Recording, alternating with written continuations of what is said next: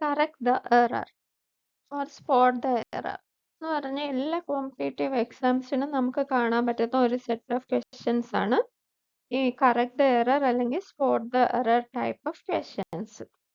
ഇത് നമ്മൾ കുറേ വർക്കൗട്ട് ചെയ്ത് പഠിക്കേണ്ടത് അത്യാവശ്യമാണ്. Read each sentence to find out whether there is any grammatical or idiomatic error in it. ഇവിടെ നോക്കിക്കേ, she were made to apologize. ഇതിൽ എന്താണ് മിസ്റ്റേക്ക്? മിസ്റ്റേക്ക് ഉണ്ടോ? ഉണ്ട്. നമ്മൾ പഠിച്ചിട്ടുണ്ട് സബ്ജക്റ്റും വേർബും തമ്മിലൊരു അഗ്രിമെന്റ്. സിംഗുലർ സബ്ജക്റ്റ് വന്നാൽ സിംഗുലർ വേർബ് വരണം. അപ്പൊ ഇവിടെ സിംഗുലർ ആണ്, ഷീ എന്ന് പറയുന്നത് സിംഗുലർ ആണ്. അങ്ങനെയാണെങ്കിൽ വാസ് ആണ് വരേണ്ടത്, വേറല്ല. ദേ എന്നായിരുന്നെങ്കിലോ വേറെ വരുമായിരുന്നു. ഓക്കെ, അപ്പൊ നിങ്ങൾക്ക് ഒരു സംശയം കൂടെ തോന്നും, എന്നാ പിന്നെ ഷീ ആരെന്ന് പറയോ? വാസിനും വേറിനും ആറെന്നോ ഈസ് എന്നോ പറയോ?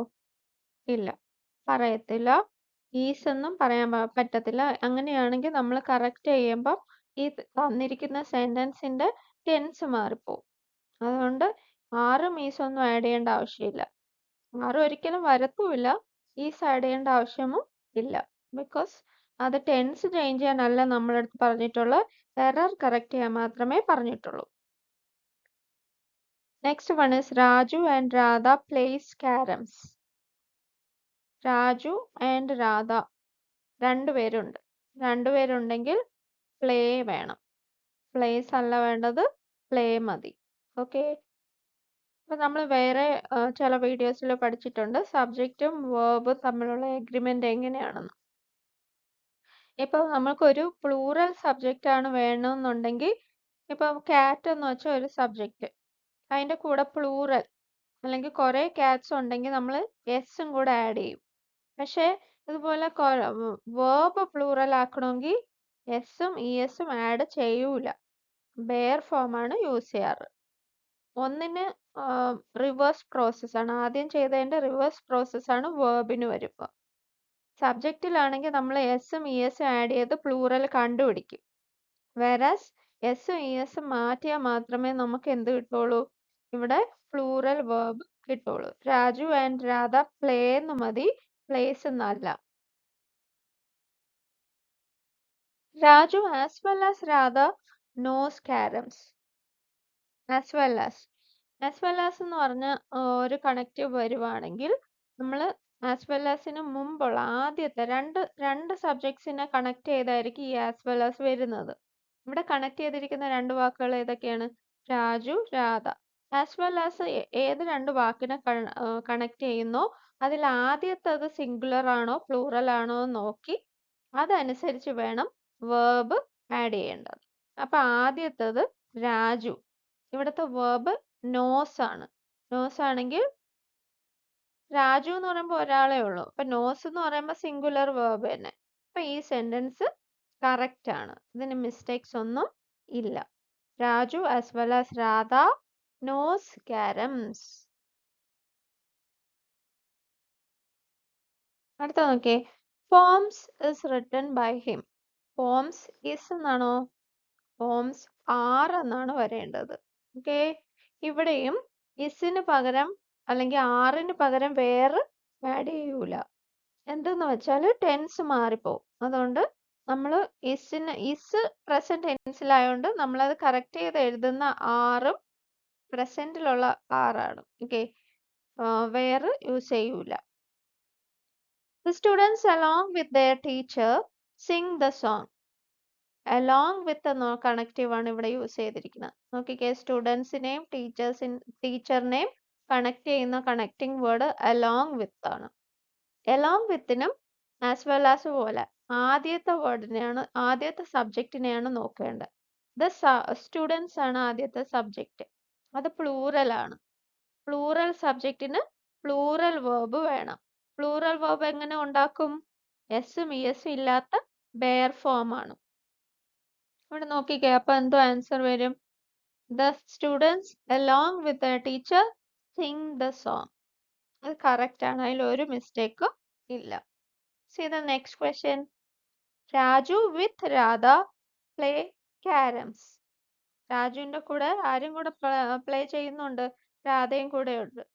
അപ്പൊ ഈ with, along with, as well as ഇതെല്ലാം വരുമ്പോ ആദ്യത്തേത് മാത്രം നോക്കിയാൽ മതി. ആദ്യത്തെ സബ്ജക്റ്റ് മാത്രം നോക്കിയാൽ മതി.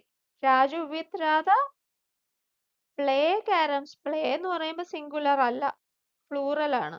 പക്ഷെ നമുക്ക് ഇവിടെ വേണ്ടത് സിംഗുലർ ആണ്. കാര്യം രാജു എന്ന വേർഡ് സിംഗുലർ ആണ്. ഓക്കെ, പ്ലേ ക്യാരംസ് എന്നല്ല, പ്ലേസ് ക്യാരംസ് എന്നാണ് ആൻസർ. അടുത്ത നോക്കിക്കേ, teachers as well as the principal knows carroms. As well as വരുമ്പം ആദ്യത്തെ സബ്ജക്റ്റ് ആണ് നോക്കേണ്ടത്. ആസ് വെൽ ആസ് വരുമ്പം ആദ്യത്തെ സബ്ജക്റ്റ് ആണ് നോക്കേണ്ടത്. ടീച്ചേഴ്സ് ആണ് ആദ്യത്തെ സബ്ജക്റ്റ്. ടീച്ചേഴ്സിന്റെ കൂടെ ടീച്ചേഴ്സ് പ്ലൂറൽ ആണ്. പ്ലൂറൽ ആണെങ്കിൽ പ്ലൂറൽ വേർബ് തന്നെ വേണം. ഇവിടുത്തെ വേർബ് നോസ് ആണ്. ഇപ്പൊ തന്നിരിക്കുന്നത് സിംഗുലർ ആണ്. അപ്പൊ അതിനെ ചേഞ്ച് ചെയ്ത് നോ ആക്കി കറക്റ്റ് ചെയ്യണം sentence. Teachers as well as the principal know carroms. Poems rather than prose is liked by all. Poems rather than വരുമ്പോഴും as well as വരുമ്പോഴത്തെ പോലെ തന്നെ ആദ്യത്തെ വേർഡ് നോക്കിയാൽ മതി. പോംസ് എന്ന് പറയുമ്പോൾ ഒന്നിൽ കൂടുതലുണ്ട്. അങ്ങനെയാണെങ്കിൽ ഈസ് വരോ ആറ് വരോ? ആറാണ് വരേണ്ടത്. Poems rather than prose are liked by all.